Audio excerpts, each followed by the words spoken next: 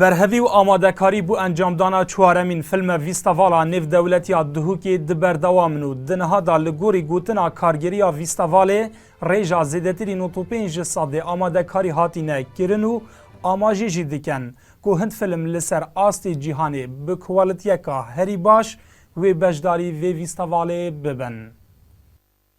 فیلمت gelek giringê tên ew filme yê tên gelek defme ve çûyne Canê û çûyne Venice û çûyne Oscarê û Golden Globe bi destxweveyîne bu nimûne filmê Son of Shaul it bername Cinema for Peace da filmeke ku xelatê Golden Globe û Oscar û Cannes jî bi destxweveyîne ye. آمادەکارین فستیڤالê 95 سادê piter jî hatîne kirin.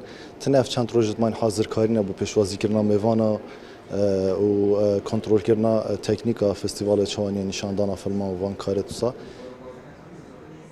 Di çarçûvê bernamê filma ڤیستەڤالا dihûkê ji bilî nîşandana filman du workshop dihêne pêşkêşkirin li dûra ronahiyê û çêkirina filman bi mobaylê. Zêdebarî encamdana çar semînaran li dûr sînemayê. Her workshopek sê roja devekî ten workshopekiş dehî heyvê heta 12 heyvê serronahiyê ye û dîsan workshopeka diya me hey ser çêkirina filma mobaylê. Ew jî sê roja devekî ji 12 heyvê heta 15 peyvê. Henî 13 heta 15.